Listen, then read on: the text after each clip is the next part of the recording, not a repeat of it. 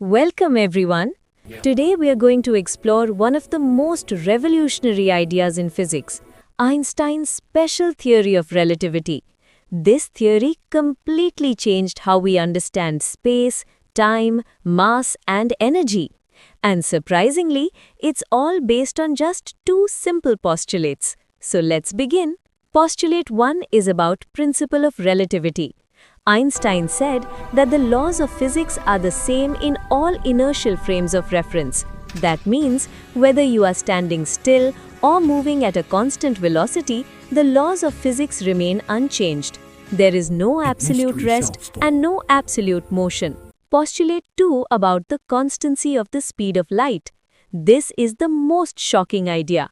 Einstein stated that the speed of light in vacuum is constant for all observers. So, no matter how fast the source or the observer is moving, speed of light, c is equal to 299,792,458 meters per second. This single idea leads to many surprising consequences. Time dilation. About the moving clocks run slower. Now imagine two clocks. One is stationary and other is moving with velocity v. The moving clock runs slower compared to the stationary one. The relation is delta t is equal to delta t0 divided by root of 1 minus v square by c square. This means time itself slows down for moving objects. So yes, time is relative. Length contraction. About moving objects shorten. Now let's talk about length. If an object moves with velocity v, its length contracts in the direction of motion. The formula is delta L is equal to delta L0 root of 1 minus v square by c square. So, the faster the object moves, the shorter it appears to a stationary observer. Relativistic mass. It increases with speed. As an object's speed increases, its mass also increases. The formula is delta m is equal to delta m0 divided by root of 1 minus v square by c square. As speed approaches the speed of light, mass becomes extremely large. That's why no object with mass can reach the speed of light.